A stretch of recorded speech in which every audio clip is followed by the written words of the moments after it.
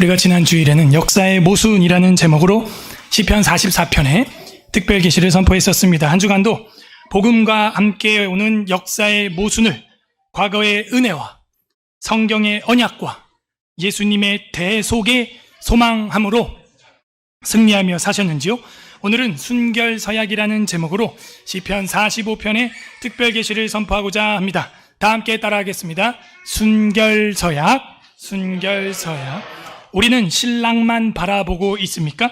2020년 통계청 자료에 의하면 우리나라 결혼 건수는 21만 4천 건으로 작년보다 또 2만 6천 건 감소하게 되었습니다.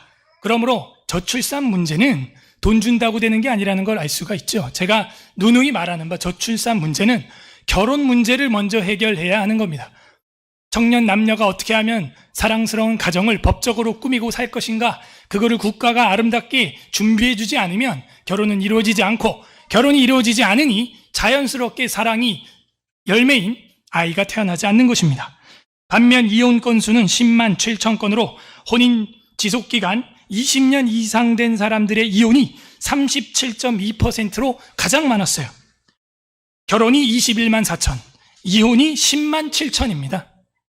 절반이 이혼을 하고 있다는 이야기죠. 그 다음으로 이혼이 많은 부부가 누구냐?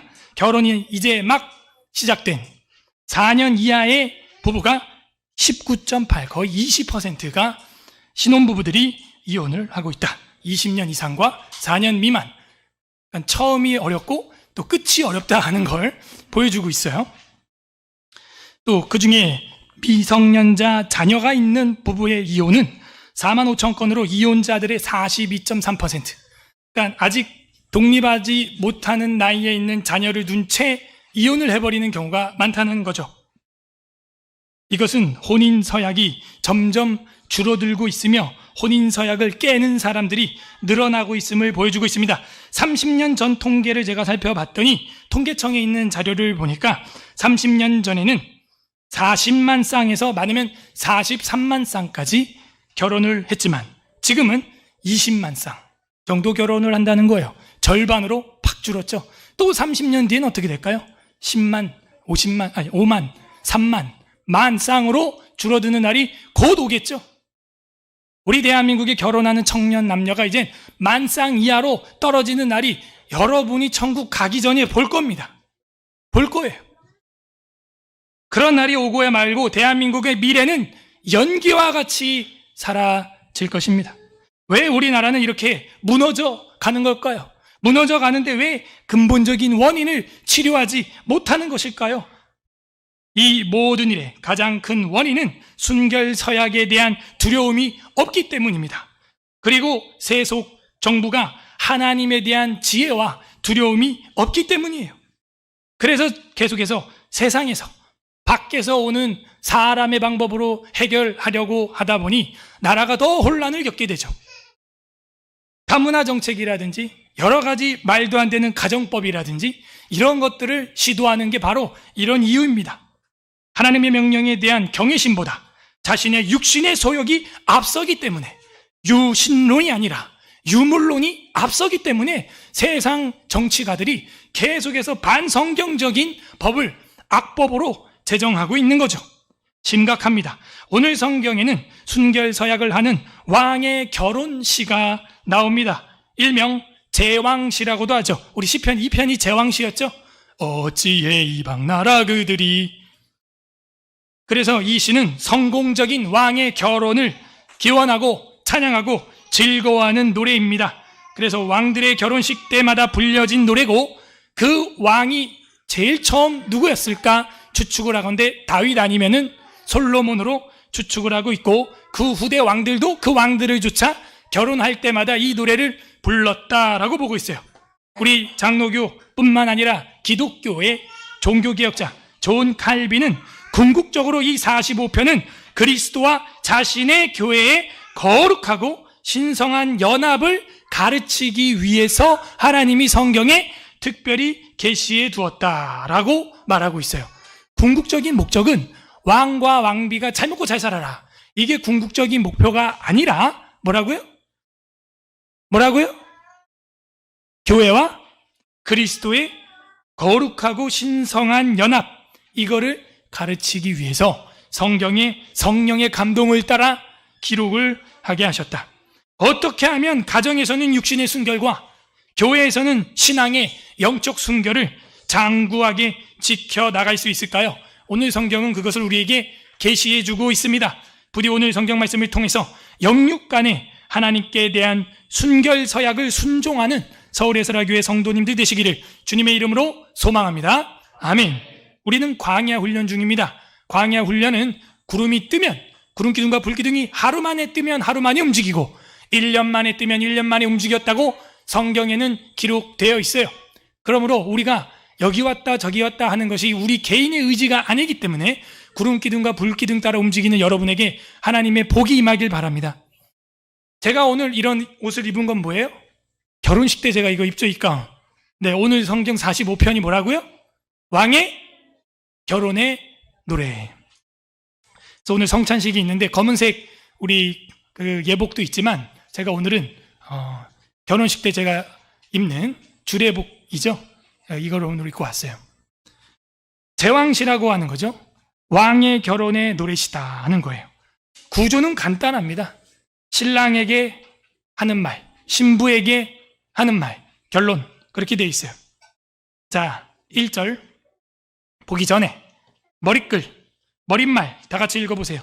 시작. 고라자손에게 맞스길 사랑의 노래, 인도자를 따라 소사님에 맞춘 것. 고라자손의 맞스길은 우리는 다 공부를 했습니다. 고라자손에게 주는 교훈시다. 사랑의 노래, 이건 뭐 두말할 이유가 없죠. 그냥 사랑의 노래라는 거예요. 그래서 여러분 결혼식 때 부르면 좋을 시편은 퀴즈 몇 편? 45편. 와, 이런 것도 배우는 거예요. 결혼식 때 45편을 부른 사람 봤어요? 앞으로 우리 교회 청년들은 45편을 축가로 아카펠라로 불러주면 굉장히 좋을 거예요. 이때 왕의 기분을 맛볼 수 있는 거거든요. 45편 우리가 설교 끝나고 부를 건데 그런 시예요. 사랑의 노래. 이 사랑이라고 하는 히브리어는 예디드. 어디서 많이 들어봤는데? 예디드. 어떤 왕 이름이 예디드였어요? 기억 안 나요? 나단 선지자가 여디디아라 하라, 그 아이의 이름을. 누구예요? 그렇죠. 그러니까 예디드라고 하는 말. 그 예디드라는 이름을 가지고 있는 왕 누구예요? 그러면 이 45편은 어떤 왕의 결혼식 때 불렀을 가능성이 커요? 아합? 솔로몬? 다윗? 누구? 이 가능성이 크다고 봐서 존 칼빈은 주석에 아예 그냥 단정 짓고 이 45편은 솔로몬 왕이 결혼을 적게 했어요, 많이 했어요? 굿! 아예 노래를 불러라. 아예 그래서 여지가 없어요. 존 칼빈은 이건 다른 왕 때 불렀다는 여지가 없다. 그런 신빙성은 훨씬 떨어진다. 이 히브리어 자체에 여디디아라고 쓰고 있다. 사랑의 노래. 호칭 자체가 솔로몬은 여디디아였어요. 여디디 야훼, 여디디 야, 여호와의 사랑을 받는 자. 그러므로 주님께서 사랑하는 자는 사무엘하 12장 25절에 근거하여 솔로몬 왕입니다. 그래서 이 시를 솔로몬과 연관 짓는 것이 지극히 성경적 주해가 됩니다. 인도자를 따라 소사님 처음 봤어요. 소사님 하면 여러분 또 소고기 생각나고 우린 그죠? 산에서 나는 아주 신선한 소인가 보다 소사벌 생각나고 막 이래, 그죠? 그런 갈비탕을 이야기하는 게 아니라 이 소사님이라고 하는 것은 히브리어로 신샤님 이렇게 되어 있는데 이 신샤님이라고 하는 것은 원래는 신샤라는 말에서 나왔어요. 그러면 소산이라고 하는 말은 백합화, 꽃, 가시밭에 백합화. 아가서에서도 보면 보죠? 백합화, 그죠? 그러니까 이런 용례를 볼 때 솔로몬의 용례라고 할 수가 있어요. 그래서 임이 되면은 단수 복수? 히브리어 임으로 끝나면 뭐예요? 복수. 그래서 이것은 백합화 꽃들에 맞춘 것. 이해가 안 돼요. 어떻게 꽃에 노래를 맞추죠? 그래서 이 소사님이라고 하는 것은 여러분 보통 그런 자연 만물을 가지고 뭘 만들어요? 악기를 만들죠. 악기가 다 뭐예요? 여러분 저기 볼 때는 뭐 쇠 같지만 저게 다 나무예요. 그죠? 오보에, 베이올라, 바이올린 저거 다 나무입니다. 나무. 심지어 피아노도 나무 악기예요. 원래 나무에 줄을 맨 거를 때리는 겁니다. 다 나무 통, 울림, 그랜드 피아노, 그죠? 다 나무에 나무. 그래서 이 소사님이라고 하는 것은 백합화처럼 생긴 어떤 악기가 아니냐, 악기 모양을 그 자연 만물에서 유추해냈고, 메추엘리라고 하는 유명한 여러분 메추엘리 주석은 존 칼빈의 주석과 함께 권장되는 우리 건전한 주석이에요. 스펄전 목사님도 메추엘리 주석을 보고 저 설교를 준비했어요. 메추엘리 주석에 보면은 정확히 그냥 쓰고 있어요. 자기가 연구해 봤더니 이 소사님이라고 하는 것은 백합화 형태를 띠는 6개의 줄이 있는 현악기라는 거예요. 오늘날 뭐 같아요? 육현악기가 뭐가 있어요? 기타가 육현악기예요. 그죠? 그래서 이 소사님에 맞춘 것 하면 이제 이해가 딱 되는 거야. 아하, 육현으로 되어 있는 백합화 형태의 악기인데 한 대가 아니에요.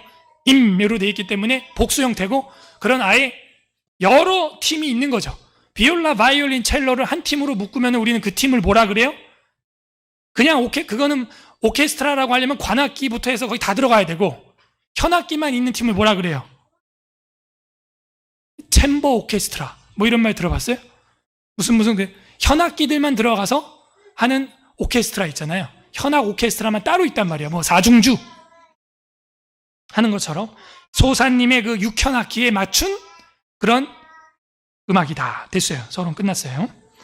1절 서론이 나옵니다. 45편에 대한 서론 1절 서론, 결혼 축하의 서론입니다. 내 마음이 좋은 말로 왕을 위하여 지은 것을 말하리니. 너무 번역이 심심하게 됐어요. 개역 한글이 더 나아요. 내 마음이 좋은 말로. 여러분 노래 우리 기억나요? 45편? 내 마음이 좋은 말로 어떻게? 넘쳐. 지금 누가 그랬어요? 그런 사람한테는 아주 시편의 영광이 임하길 바랍니다. 내 마음이 좋은 말로 넘쳐. 원래 가사 그렇게 돼 있었잖아. 그죠? 넘쳐가 빠졌네. 번역을 잘못했어요. 넘쳐라고 하는 히브리어가 들어있단 말입니다. 45편에 히브리어로. 그런데 왜 이걸 뺐어요? 이해를 못하는 거죠. 좋은 말이 넘친다는 말을 이해를 못하는 거죠. 존 칼빈은 그 넘쳐라고 하는 말을 더 정확하게 끌어넘쳐, overflow 이렇게 돼 있어요. 영어로도 overflow, 충만하게. 여기 물이 있죠, 컵에. 하나님이 위에서 계속 부어주면 어떻게 돼요? 넘쳐나가는 거예요. 넘쳐나가. 여러분 우리 신앙생활은요, 구원 한 번 딱 받고 끝, 그게 아니에요. 계속 은혜의 탯줄이 연결돼서 공급받아야 돼요.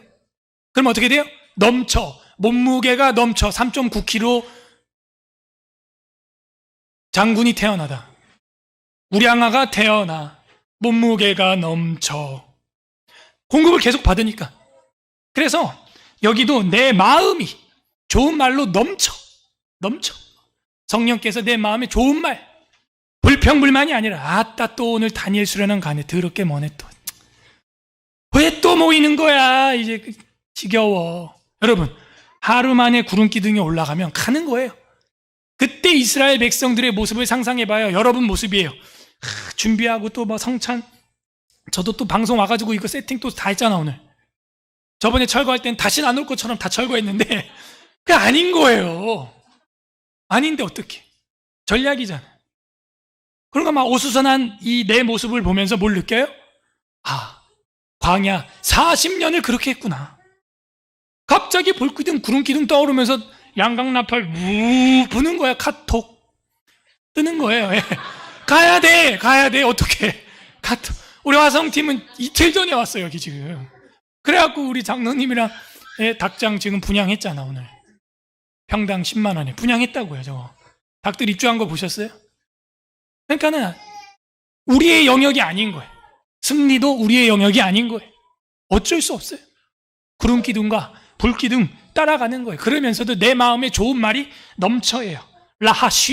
라하쉬라고 하는 히브리어를 번역을 안 했어요. 지금 완전히 안 했어요. 아예 완전 지워버렸어. 너무 잘못한 오역이에요. 히브리어를 연구할 수 있는 교회에 와서 여러분 복을 받은 건데, 내 마음이 좋은 말로 끌어넘쳐라고 칼빈은 해야 한다라고 썼어요. 아예 더 지지합니다. 저는 그게 맞다고 봅니다.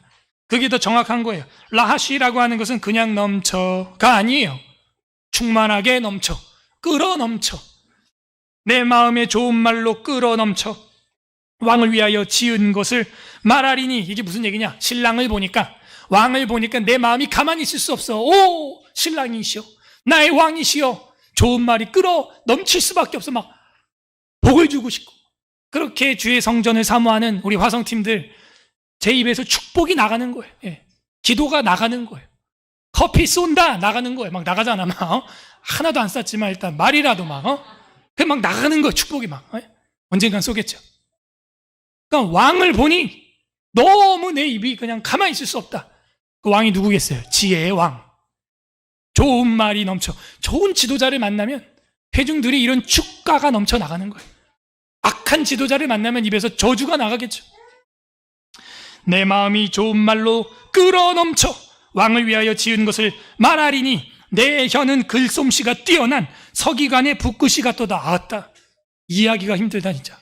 문학적으로 비유를 막 2번씩 꽈서 하니까 내 혀는 붓과 같다 먼저 얘기하면 되는데 그게 아니라 형용사를 더 하는 거예요. 내 혀는 글솜씨가 뛰어난 서기관의 붓, 서기관의 붓과 같다. 그러면 내 혀가 뭐라는 거예요? 붓이라는 붓. 그래서 서기관이 붓으로 명필을 swag 쓰듯이 내 혀에서 그냥 술술술술술 말이 막 나오는 거예요. 명필처럼 내 혀가 붓이 돼가지고 막 술술술술 말이 나와요. 막 입에 진짜 참기름 바른 것처럼, 아비가일처럼 입에서 그냥 술술술술 말이 나오는 거예요. 그게 혀가 붓과 같다. 명필 서기관의 붓과 같다는 거예요. 여러분, 이 성령에 충만한 자가 이런 성경을 쓰는 거예요. 성령 충만할 때 우리가 어때요? 전혀 뒤로 물러나 침륜에 빠지거나 약해지거나 열등감에 빠지지 않아요. 성령 충만한 성도의 모습을 보세요. 세상 당당해요.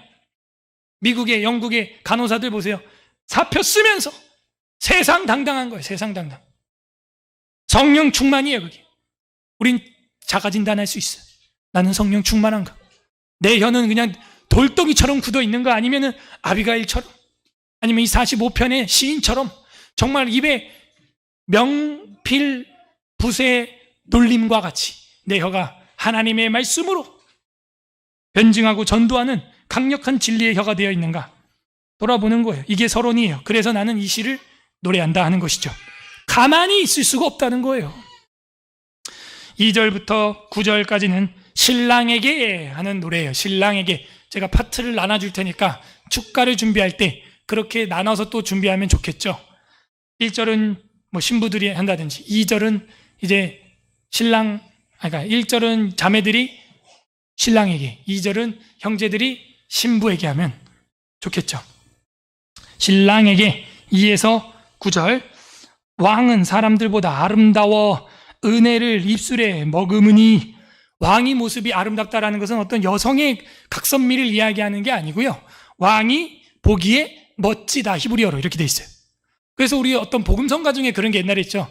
아름다우신, 오 놀라우신, 영원하신 주 사랑하는데, 그러니까 아름다우신 주님 뭐 이런 노래도 있고 그랬는데, 얼핏 들으면 이해가 안 되지만 사실 시편에 있는 이야기예요. 주님이 보니까 아름다워, 성전이 아름답다. 우리가 이거는 어떤 성수를 두고 하는 얘기가 아니죠. 한글어는 뭐 성수도 성수격도 없지만, 와, 교회가 참 아름답다, 성도의 모습이 아름답다, 이건 꼭 여성의 각선미를 이야기하는 게 아니에요. 그러므로 성경을 이상하게 볼 필요도 없다, 멋지다라고 보면 되는 거예요. 왕은 사람들보다 아름다워 은혜의 입술을 머금으니. 그러므로 보니까 왕도 입술이 어때요? 성령이 충만한 거예요. 지혜가 충만한 거예요. 그러면 그 왕이 아합이게 있어요? 아니면은 솔로몬이겠어요? 누구일 가능성이 크겠어요? 은혜의 입술을 머금으니. 그러므로 하나님이 왕에게 영원히 복을 주시도다. 복 받는 비결이 나와요. 신랑 신부 결혼합니다. 복 받는 비결이 뭐냐? 말을 잘해라. 신랑은 신부에게, 신부는 신랑에게 은혜의 입술을 가져라. 하나님이 그런 신랑과 신부를 복을 주시고 싶습니다. 순결서약을 지킬 수 있는 비결은 바로 우리가 이런 믿음의 고백을 하는 거예요. 고라 자손에게 주는 교훈시입니다. 고라 다단 아비라몬이 어떻게 죽었어요? 혀가 은혜가 없었어요. 아론, 모세, 너네만 지도자냐? 나도 한가닥 간다. 혀가 은혜가 없는 거예요. 꼭 이렇게 해야 하냐? 혀가 은혜가 없는 거예요. 이보다 더 심한 훈련을 받았어요. 내가 40년 동안 너희를 광야에서 걷게 한 이유는 뭐래요? 너희가 이 명령을 지키는지 아니 지키는지 내가 보려 함이라. 그죠? 너희가 이 명령을 지키는지 아니 지키는지 내가 보려고 시험하는 거야. 너희가 이 예배를 사수하는지 이 예배를 지키는지 안 지키는지 보려고 우리 서울 에스라 교회를 또 광야 훈련하는 줄 믿습니다. 그리고 뭐 하기 위해서? 사람이 떡으로만 사는 것이 아니요 하나님 말씀으로 사는 걸 너희로 깨닫게 하려 함이라. 그래서 하나님이 이번 주에 뭐 어떤 결정문을 우리에게 내려주진 않았지만 판결을 유보시켜 가면서까지 빛을 비춰주는 거예요. 하나님께서 왕에게 영원히 복을 주시도다. 용사여 칼을 허리에 차고 왕의 영화와 위엄을 입으소서. 왕은 그런 용맹과 힘을 누리게 될 거라는 거예요. 칼은 힘을 의미하죠. 영화는 부귀영화죠.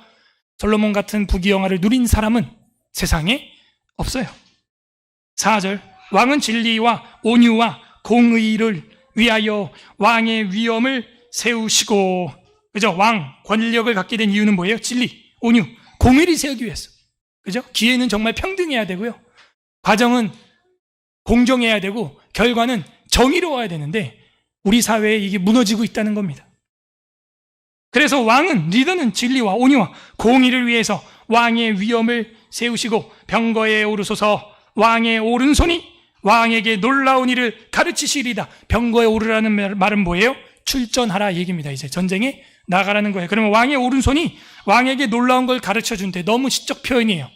왕의 오른손에 뭐가 있어요? 아까 찾던 그 칼이 있어요. 왕의 오른손에 그 칼이, 왕의 오른손이 왕에게 그 왕의 일을 가르쳐준대요. 놀라운 일을. 이 말은 시적으로 표현한 거예요. 그 왕의 그 오른손이 전쟁에 나가서 뭐한다? 승리하는 것을 왕의 눈으로 보게 될 거라는 거예요. 놀래. 자기 오른손을 보고 자기가 놀라는 거예요. 와, 내가 이렇게 이기네. 이 솔로몬이 전쟁을 하는데 어때요? 단에서부터 브에세바까지 무화과 나무와 포도나무 아래에서 안연히 지냈더라. 이런 천국 같은 글을 정치적으로 탁 남기는 그런 국가를 이뤄내요. 애국과 에돔과 모든 나라와 어떻게 돼요? 평화를 누릴 뿐만 아니라 그 나라들이 어떻게 해요? 나와서 솔로몬에게 조공을 바치는 거예요. 천하 통일을 이뤄가는 것이죠. 병거를 타고 자기 오른손의 힘을 보고 자기도 놀라는 거예요. 그 오른손을 붙들고 있는 이가 누구예요? 주님이시다. 주님. 성경의 오른쪽이라고 하는 것은 그렇게 주님의 편으로 다 묘사되고 있어요. 주님이 오른손으로 붙드시고 오른편에 있는 양무리를 주님이 받아주시고 왼편에 있는 염소들은 지옥으로 보내버리는 거예요. 우리는 그래서 오른편에 쓰는 게 성경에 가깝다. 5절 왕의 화살은 날카로워 왕의 원수의 염통을 뚫으니 만민이 왕의 앞에 엎드러지는도다. 화살이 얼마나 센지 뚫고 나간다는 거예요. 가슴을 뚫고 나간다. 적군의 가슴을. 6절 하나님이여 주의 보호자는 영원하며 주의 나라의 규는 공평한 규니이다. 공평한 규니이다. 규라고 하는 것은 뭐예요? 지도자의 지휘봉을 말합니다. 그래서 주의 보호자는 영원하다 할 때 이 주는 왕을 말하는 거예요.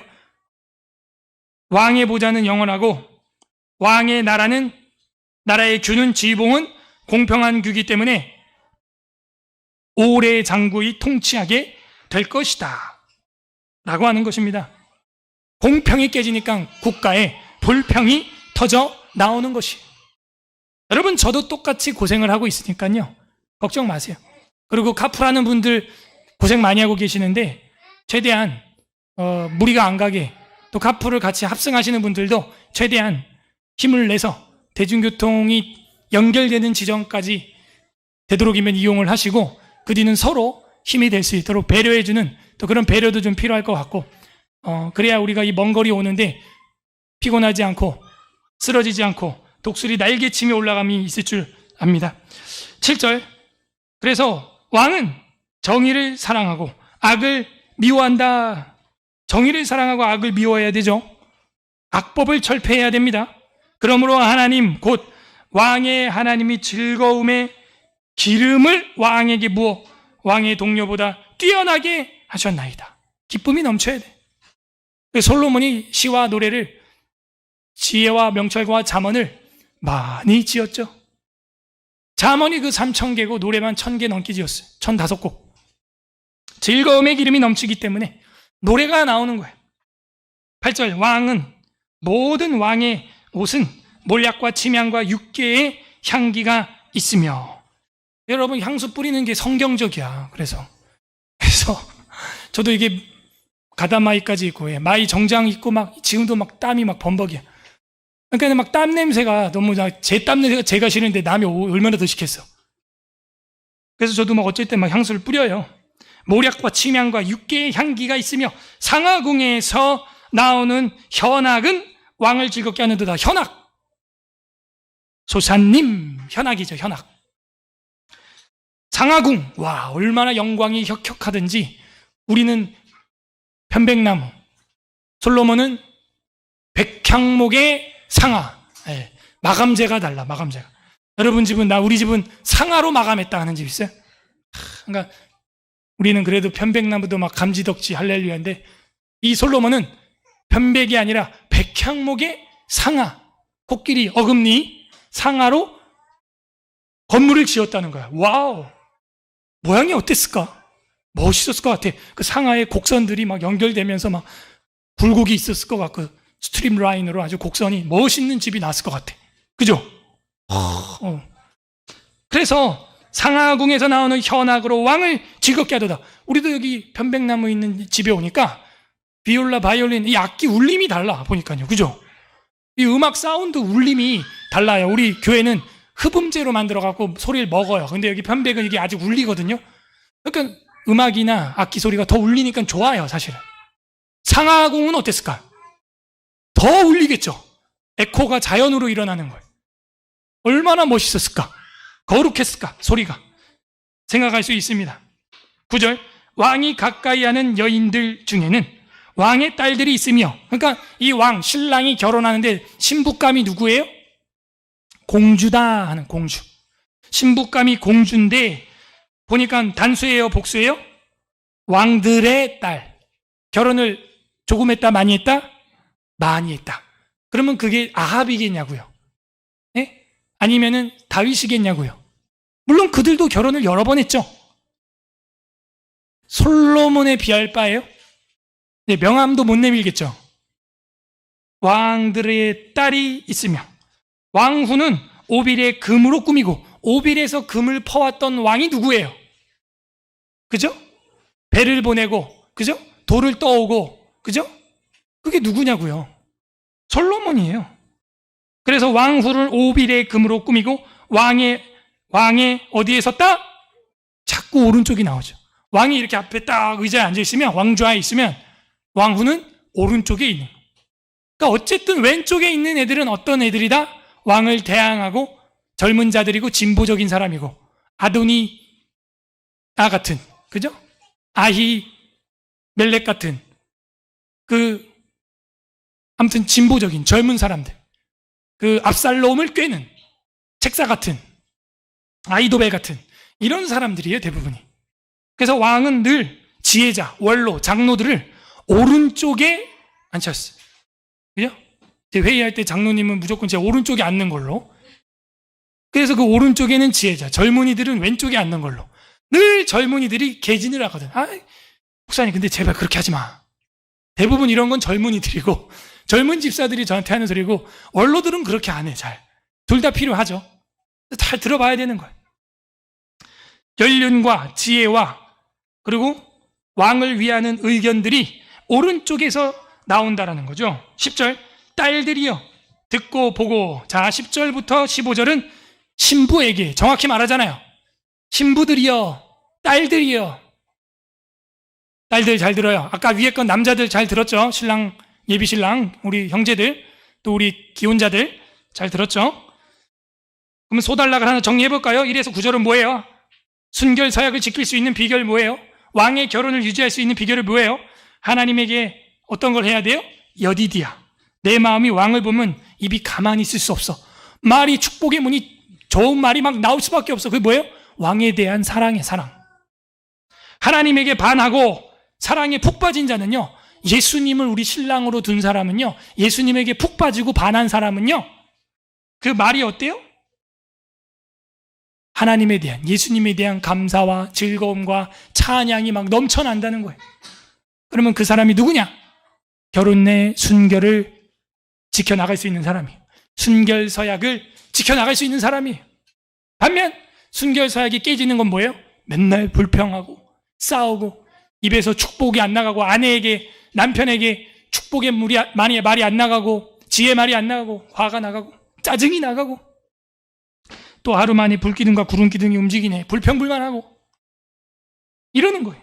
그러므로 우리는 순결서약을 지키기 위해서는 하나님의 그 사랑에 완전히 빠져야 됩니다. 여디디아가 돼야 돼. 우리 모두 여디디아가 되기를 주님의 이름으로 축복합니다. 두 번째, 신부에게 10에서 15절, 딸이여 들어보세요. 듣고 보고 귀를 기울일지어다. 듣고 보고 귀. 이거는 뭐예요? 최상급 강조입니다. 듣고 보고 귀를 기울여라. 듣는 것도 귀인데 기울이라는 건 뭐예요? 더 마음을 쏟아라 하는 거예요. 최상급이에요. 세 번은 내 백성과 내 아버지의 집을 잊어버릴지어다. 이거 봐라, 또 남녀 차별하네. 그게 아니에요. 여자에게 복받는 비결을 지금 알려주고 있는 거예요. 여자가 순결서약을 지킬 수 있는 비법을 알려주고 있는 거지. 여자가 자기 친정 아버지를 쳐다도 보지 말고 공개하지 말라는 이야기가 아니잖아요. 장인 장모를 공경하지 말라는 이야기가 아니에요. 이미도 룻은 시어머니를 따라갔어요. 그죠? 그리고 자기가 모셔야 될 의무가 있는 거예요. 그걸 버리고 갈 수가 없는 게 룻의 마음이에요. 그걸 이야기하는 거죠. 효심을 말하는 거죠. 자기의 친가를 완전 버려라, 이 얘기가 아니에요. 그거는 십계명을 위배하는 거예요. 십계명의 제일 첫 번째는 내 부모를 공경하라. 이것이 약속에 있는 첫 계명이니 네가 이걸 지키면 땅에서 장수하고 잘 되리라. 에베소서 6장의 말씀이죠. 그러므로 성경을 해석할 때는 토타 스크립투라, 전체적으로 조명해서 해석해야지. 아내들한테 가가지고 여자들이 난 이제 우리 집 엄마 아빠 쳐다도 안 봐, 그게 아니에요. 여기서 말하는 건 아버지의 집을 잊어버릴지어다 라고 하는 말은 너는 이제 뭐다? 새로운 집안의 신분을 가졌다. 어느 집안? 왕의 집안. 우리 자매들이 대통령 후보자한테 시집을 가면 대통령 영부인이 되는 거예요. 그죠? 목사가 될 전도사한테 시집을 가면 나중에 주의 종의 뒷바라지 해야 되는 사모가 되는 거예요. 그걸 누가 부인할 수 있겠어요? 세상 만사 삼라만상 이치인데요. 그죠? 그래서 하나님께서 지금 말하는 거는 마치 새로운 신분을 너희는 이제 얻게 되었으니, 소돔과 고모라가 망할 때 뒤를 돌아봤던 롯의 아내처럼 뒤를 돌아보지 말라는 거예요. 우리가 주님의 부르심을 받았으면 어떻게 해야 돼요? born again, 다시 태어나야 돼. 맞습니까? 이전 것은 지나갔으니 보라, 새 것이 되었도다. 우리는 새 것이 된 줄로 믿습니다. 우리는 그래서 새 거가 되었기 때문에 하나님만 바라보라는 거예요. 신랑이 누구예요? 예수 그리스도만 바라보라는 거예요. 신랑 대신 주님만 바라보라는 거예요. 왜? 새롭게 태어났기 때문에. 새로운 신분이에요. 여러분, 영미권에서 안 태어난 걸 감사하세요.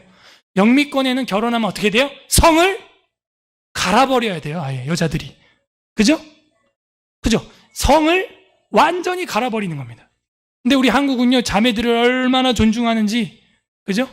요즘에는 뭐 어떤 분은 남궁 박한나 뭐 이런 사람도 있어. 그죠? 엄마 아빠 성 2개 다 가져와가지고 막 써. 이런 시대예요, 대한민국이. 그죠? 무슨 박허준원 뭐 이런 애들이 많다. 주원 이런 애들이 많다니까.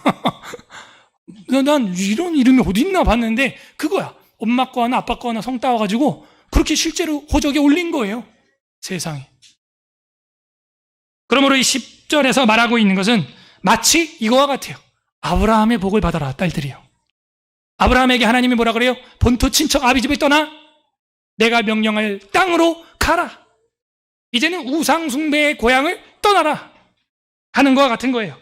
딸들이여 듣고 보고 귀를 기울일지어다. 내 백성과 네 아버지의 집을 잊어버릴지어다. 자, 이제 이해가 좀 되시죠? 새로운 신분이다. 새로운 시작을 하여라. 자, 11절 별표 1000개. 다 같이 읽어봅니다. 11절 시작. 그리하면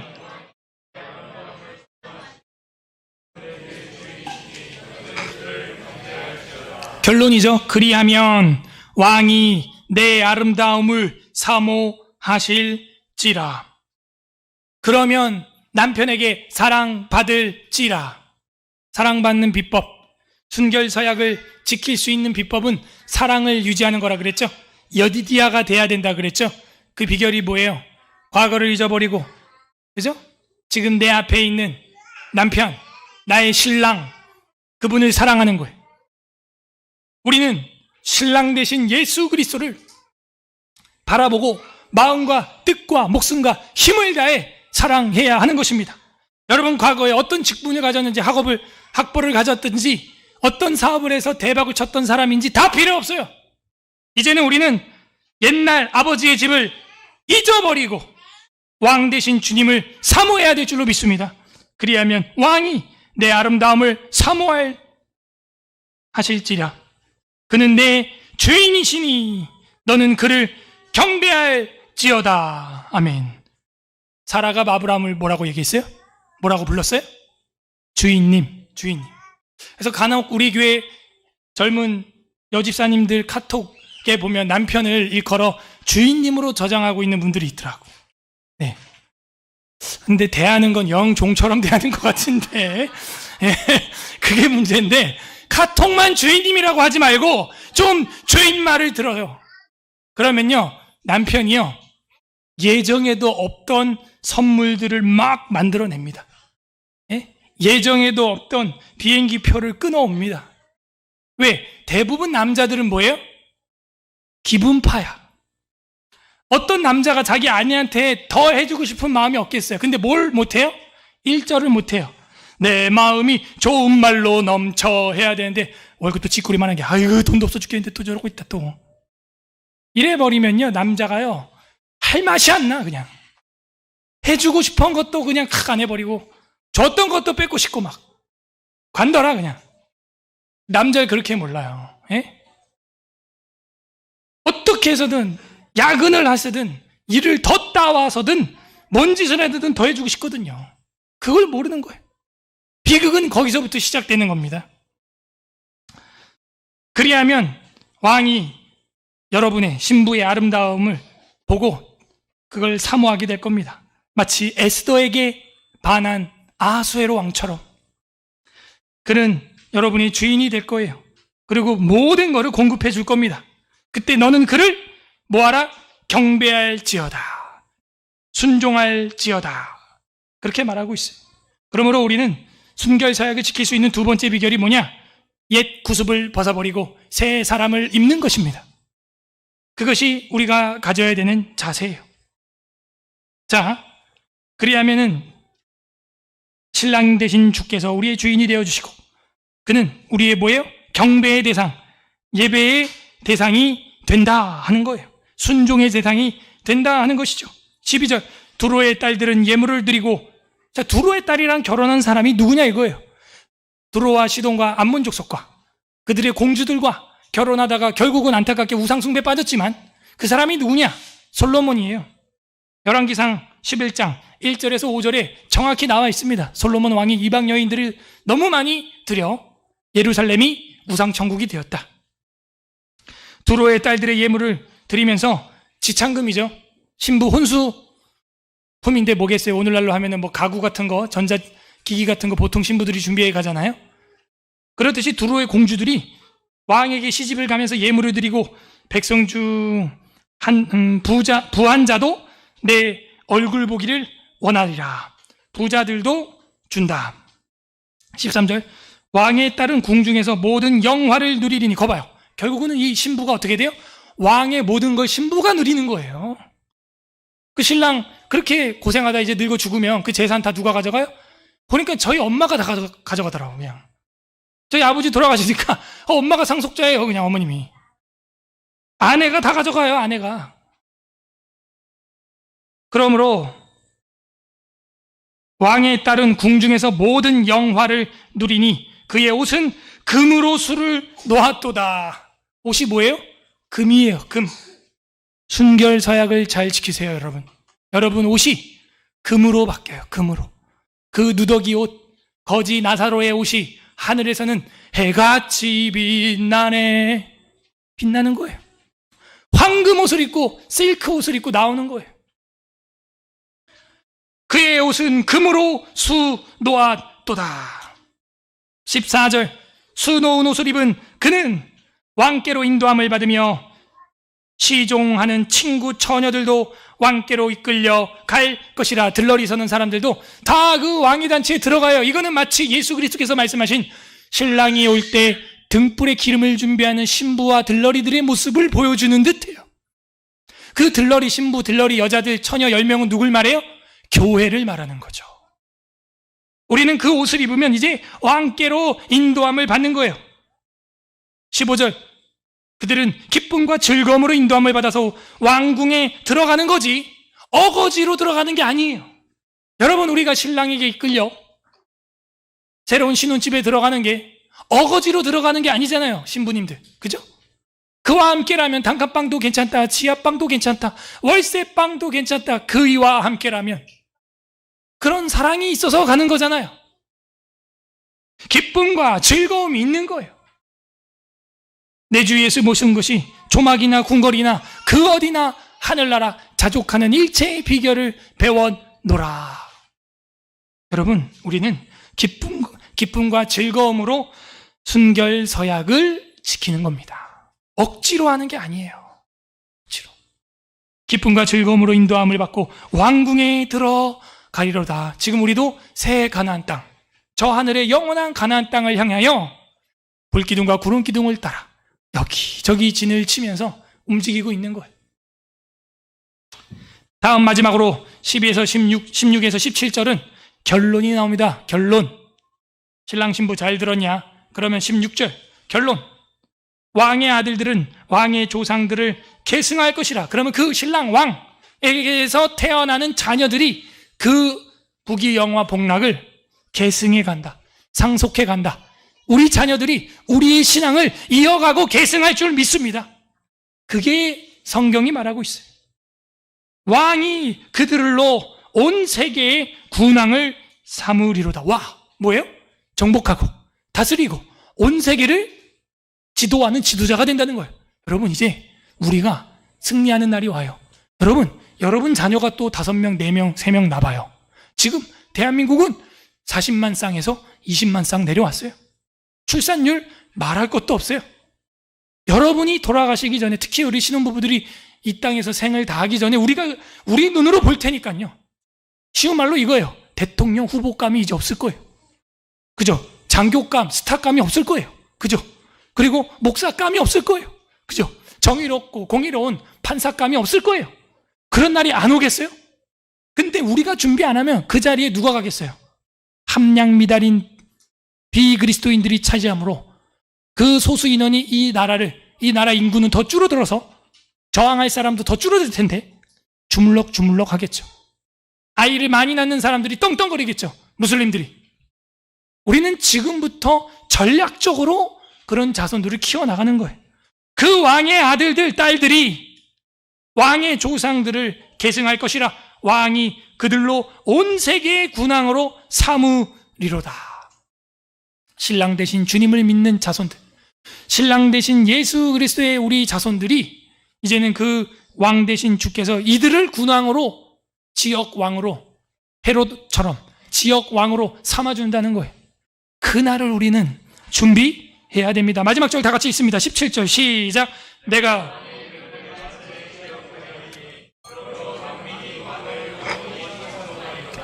아멘. 그런 자손들로 왕의 이름을 영원히 찬송하게 하시고 왕의 이름을 만세에 기억하게 하고 교회를 통하여 만민이 왕을 예배하게 하는데 그 자녀들을 계승한 그 자손들을 사용한다는 것입니다. 순결서약을 지키는 그들을 통하여 하나님은 왕의 이름을 전도하기로, 선교하기로 결심하신 거죠. 제 가운이 이렇게 하얀 것처럼 여러분은 성도의 세마포의 옷을 영적으로 입고 있고, 천국에 가는 그 순간 진짜 이런 이거보다 더 깨끗한, 눈으로 우리 인간의 언어로는 표현할 수 없을 만큼 아름다운 새 세마포 에봇을 입을 겁니다. 그리고 신랑 대신 주님을 만나는 어린 양의 혼인잔치에 들어가게 되는 것이죠. 순결서약 마지막 비결 뭡니까? 순결서약을 지킬 수 있는 마지막 비결은 10절 하반절 11절에서 나온 것처럼 왕을 주인으로 모시고 예배해야 하는 것이죠. 즐거움과 기쁨으로 그 왕궁으로 들어가 그 주를 예배해야 하는 것입니다. 정리합니다. 순결서약을 지킬 수 있는 비결이 뭐였습니까? 결혼식 날 이 노래를 부르면서 신랑 신부에게 축복하며 회중들이 원했던 건 무엇입니까? 순결서약을 지키라는 거예요. 즐겁고 기쁜 결혼 생활을 유지하고 자자손손 그거를 이어가라는 거예요. 순결서약을 지킬 수 있는 비결 첫 번째는 여디디아가 되라는 거였어요. 하나님의 사랑을 믿는 자, 그 하나님의 사랑에 빠진 자, 그 하나님의 사랑에 반한 자, 그 사람은 하나님의 사랑을 받는 자가 된다. 그 사랑이 있기 때문에 입에서 좋은 말이 넘쳐나고 사랑의 고백이 넘쳐나서 그 부부관계가 순결서약이 즐겁게 지켜진다. 우리 부부들 서로 바라보고 한마디 하세요. 여보 사랑해요. 시작. 여보 사랑. 이래서 안 된다. 자, 우리 부부들 마주보세요. 부부들만. 부부 멀리 있어서 소리쳐서 얘기하세요. 여보 사랑해요. 시작. 여보 사랑해요. 아멘. 의지적으로 해야 한다. 의지적으로 하지 않으면 안 된다. 하나님에게 사랑에 반한 사람처럼 여디디아가 돼야 되는 거죠. 두 번째는 뭐였어요? 옛 본토 친척 아비집을 떠나라. 옛 구습을 벗어버려요. 본토 친척 아비집을 떠나야 돼요. 새로운 피조물로 살아가야 돼요. 그래야 새로운 신분을 입을 수 있는 겁니다.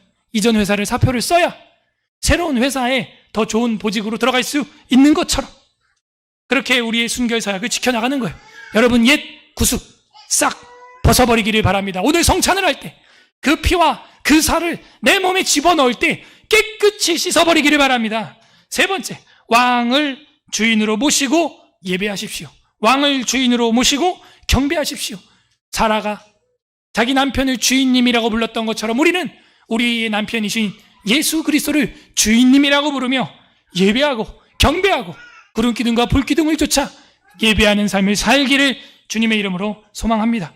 이런 신부들은 어거지가 아니라 기쁨과 즐거움으로 왕궁으로 인도함을 받는다고 15절에서 계시하고 있는 것이죠. 관련 구절 보겠습니다. 누가복음 9장 62절. 신약성경 누가복음 9장 62절. 누가복음 108페이지 108 108페이지 누가복음 9장 62절 한 절 다 같이 읽어보겠습니다. 시작. 예수께서 이르시되 손에 쟁기를 잡고 뒤를 돌아보는 자는 하나님의 나라에 합당하지 아니하니라 하시니라. 여러분 손에 쟁기를 잡았으면 뒤를 돌아보면 안 돼요. 롯의 아내처럼 소금 기둥이 되고 마는 거예요. 신랑 대신 예수님을 따라가면은 뒤를 돌아보면 안 돼요. 쟁기를 잡고 뒤를 돌아보면 사고 나요. 농사 짓다가 다쳐요. 예수께서 이르시되 손에 쟁기를 잡고 뒤를 돌아보는 자는 하나님의 나라에 합당하지 아니하니라. 이제는 세상 등지고 십자가 보내, 세상 등지고 십자가 보내 노래 부르면서 나가야 되는 겁니다. 마태복음 25장 보겠습니다. 앞으로 갑니다. 마태복음 25장 8절.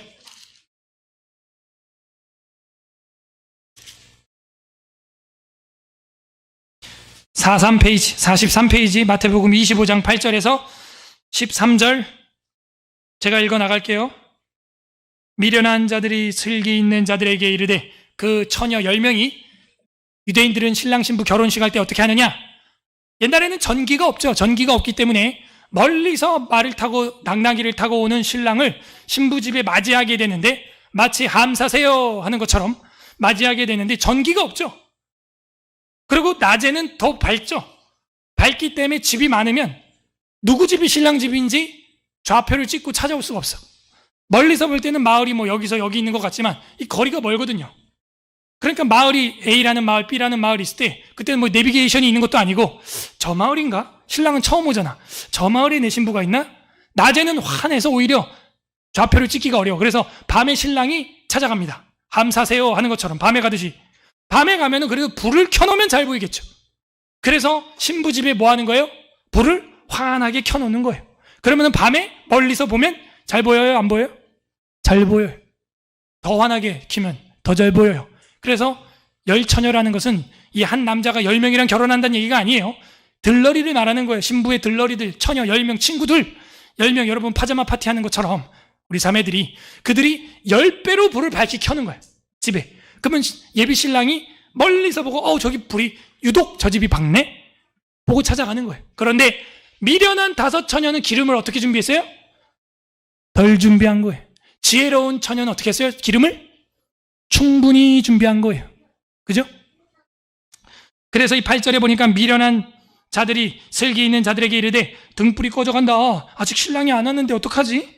신랑이 길을 잃어버릴 텐데 이 밤에 너희 기름을 좀 달라 하거늘 9절 슬기 있는 자들이 대답하여 이르되 우리와 너희가 쓰기에 다 부족할까 하노니 차라리 파는 자들한테 가서 너희 쓸 것을 사라. 봐봐요. 지금 5 처녀에게 있는 걸 나눠주게 되면은 또 시간이 줄잖아요. 그죠?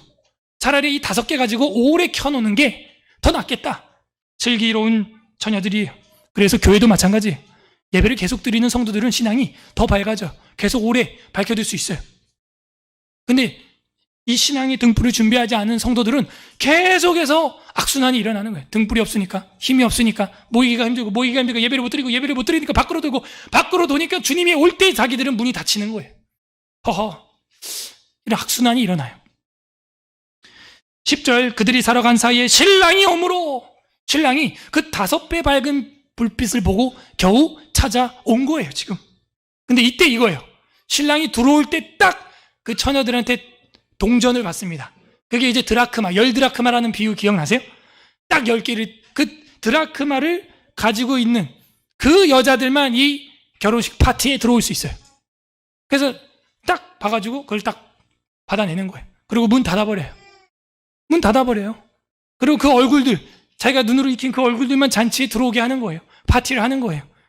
초대장이죠, 초대장. 그 후에 처녀들이 와서 이르되 주여 주여 우리에게도 열어주소서. 대답하여 이르되 진실로 너희에게 이르노니 내가 너희를 알지 못하노라 하였으니. 뭐 알지 못하죠. 이미 문은 닫았고 너네는 분명히 등불 켜고 있지 않았어. 지금 등불 켜고 들어오고 있잖아. 나중에 들어오는 건데 그 날로 먹으려고 여기 뷔페 지금 이거 뷔페 1인당 3만 원짜리인데 날로 먹으려고? 안 되지. 13절 그런즉 다 같이 읽어볼까요? 25장 13절 13절 시작. 그런즉 깨어있으라. 너희는 그날과 그때 알지 못하느니라. 여러분 깨어있어야 돼. 신랑이 언제 올지 몰라요. 예비하고 예비하라. 우리 신랑 오신다. 예비하고 예비하라. 언제 올지 몰라요. 깨어있어야 돼요. 애인이 없는 우리 자매 형제 여러분도 깨어있어야 돼. 언제 괜찮은 사람이 나타날지 모르거든. 깨어있어야 돼. 깨어있지 않고 거지같이 면도도 안 하고 막 이러고 있다가 좋은 여자가 탁 나타나는데 안녕하세요 해봐. 바로 아우 얘 뭐야 이렇게 돼버려. 늘 깔끔하게. 언제 어디서 만날지 모른다. 예. 아무도 아멘을 안 하는 걸로 볼 때 늘 졸며 잘세. 그냥 다 놓친다 기회들. 그래서 우리 사랑으로 깨어 있어야 됩니다. 예배로 깨어 있어야 됩니다. 그 예배 가운데 신랑 되신 주님이 우리에게 은혜를 베풀어 주시고 성령이 우리 마음에 충만하게 임하고 구름 기둥과 불 기둥이 떠오르는 것을 보게 하시는 것이죠. 웨스트민스터 신앙고백서 제25장 1항에 보게 되면은 교회에 관한 것을 우리가 이렇게 공부했습니다. 1항 보편적 또는 우주적 교회는 무형적이다. 이 교회의 머리 되시는 그리스도를 중심으로 하여 그 아래 하나로 지금까지 모여들었고 지금 모여들고 있고 장차 모여들게 되는 택함을 받은 모든 사람들로 구성된다. 교회는 그렇게 하나라는 거예요. 그러니까 모여드는 게 뭐라고요? 교회예요. 모이지 않으면 교회가 아니에요. 이 교회는 그리스도의 신부요 몸이며 만물 안에서 만물을 충만케 하시는 그의 충만이다. 교회는 그리스도의 신부요, 몸이며 우리는 그 신부를 지켜야 돼. 이 신부의 순결을, 교회의 순결을 지켜나가야 돼요. 신랑을 만나는 날, 명절과 절기를 7일의 하루, 오늘 주일로 우리는 지켜요. 신랑을 만나는 날이. 오늘 이날은 결혼식을 기념하는 결혼 기념일이에요. 결혼식은 세례요, 결혼 기념일은 성찬이에요. 주님과의 연합의 시작, 세례. 주님과의 연합의 계속, 연속, 성찬. 결혼 기념일에 빠지면 그게 신부겠어요? 신부 없는 결혼 기념일이 어디 있어요? 오늘 우리는 그 신부된 서울 에스라 교회를 순결하게 지키고 있는 줄로 믿습니다. 오늘 어떤 하나님 아버지의 마음이 있습니까? 신랑 되는 왕의 마음이에요. 우리의 신랑은 왕이세요. 각자 적용해 보세요. 하나님을 사랑으로 정말 뜨겁게 여디디아로 살아가고 있습니까? 옛 구습을 벗어버리고 이전의 아버지의 집을 완전 잊어버리고 새로운 피조물로 살아가고 있습니까? 옛 습관 끊어버리고 있습니까? 예배하고 있습니까? 기쁨으로 그 잔치의 왕궁으로 들어가고 있습니까? 이 예배당으로, 성전으로 기쁨과 즐거움으로 가고 있습니까? 이 세 가지를 진단해 보세요. 그러면 나는 영적 순결을, 서약을 지키고 있구나. 흔들리고 있구나. 답이 나옵니다. 끝맺습니다. 우리 주 예수 그리스도께서는 우리의 신랑 되십니다. 마지막 성경 마태복음 9장 15절 읽겠습니다. 마태복음 9장 15절 13페이지 마태복음 9장 15절 합독합니다. 시작. 예수께서 그들에게 이르시되 혼인집 손님들이 신랑과 함께 있을 동안에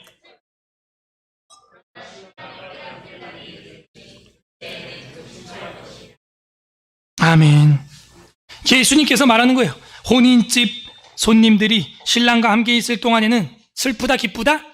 기쁘다는 거예요. 기뻐하라는 거예요.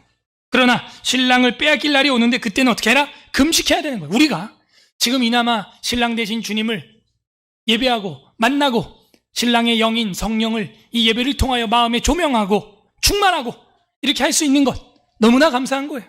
근데 이나마도 이게 폐쇄되고 정말 전면적으로 만약에 박해가 임하게 되면요, 그때는 어떻게 해야 돼요? 금식해야 돼요. 사실 지금도 금식해야 될 만한 수준이에요. 근데 아직까지는 이렇게 예배할 수 있잖아요. 그나마 신랑을 완전히 잃어버리는 순간 우리는, 신부된 교회는 금식하면서 통회하면서 기도해야 되는 것입니다. 예수님은 우리의 이런 신랑이 되어주셨습니다. 그 신랑 되시는 예수 그리스도께서는 신부되는 저와 여러분, 서울 에스라 교회, 세계의 교회를 위하여 십자가 위에서 순결 서약을 했어요.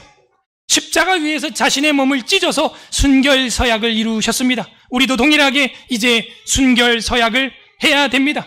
그리고 그 순결 서약한 것을 지켜 나가야 됩니다. 증인이라는 것은 순교자라고 하는 말과 동의어예요. 마르티스, 순교자. 그렇게 결혼은 증인들로 인하여 구성되어 있고 합법적으로 결혼식이 이루어지는 것입니다. 우리는 이제는 그 서약을 지켜나가야 돼요. 병들었을 때나 건강할 때나 가난할 때나 부할 때나 신랑을 사랑하겠느뇨? 네. 부디 오늘 말씀을 날마다 묵상함으로 신랑 되는 주 예수 그리스도의 사랑으로 뒤를 돌아보지 않고 앞으로 전진해 나가는, 그리고 앞으로 전진을 해서 왕궁으로 들어가는 신부처럼 예배당으로 들어가 경배와 예배하는 성도들이 되기를 주님의 이름으로 소망합니다. 아멘. 우리는 신랑만 바라보고 있습니까? 설교를 생각하며 45편 읽어보겠습니다. 아멘. 이 시간 말씀을 생각하며 다 함께 합심하여 기도하도록 하겠습니다. 첫 번째 기도할 것은, 주님, 우리의 신랑이 되어주시며 우리의 왕이 되신 신랑 되신 주님을 기쁨으로 예배하며 경배할 수 있도록 초대하여 주시니 감사드립니다. 우리를 주님의 금 옷으로, 황금 옷으로 입혀주시고 우리에게 성령으로 충만하게 하시고 즐거움의 기름을 부어주시니 감사합니다. 주님, 감사를 드리시고, 두 번째 기도할 것은, 우리가 신랑 되신 주님에게 순결을 서약을 해놓고서도, 세례를 받아놓고서도 그 순결 서약을 지키지 못하고 공예배와 주를 예배하는 것 외에도 삶의 예배와 주님 앞에 나오는 것을 순종하지 못하고, 그리고 교회의 치리와 당회와 여러 가지 질서에 순복하지 못했던 불순종의 우리의 삶들이 있었다면 주님, 회개합니다. 아내와 남편 간에 우리의 순결 서약을 지키기 위해 노력하지 못했던 것들, 불평과 불만과 원수를 대하듯이 가족을 대했던 우리의 미숙함 주님 회개합니다. 용서하여 주시옵소서. 세 번째 기도할 것은 간구하시길 바랍니다. 우리의 옛 구습을 벗어버리게 하여 주시고 하나님을 두려워함으로 주님의 사랑으로 살아가게 하여 주시옵소서. 어디로 가든 경배와 예배의 삶을 살게 하여 주시옵소서. 우리의 새로운 삶을 위하여 간구하시길 바랍니다. 말씀을 생각하며 다 함께 이 시간 기도하겠습니다. 기도합니다.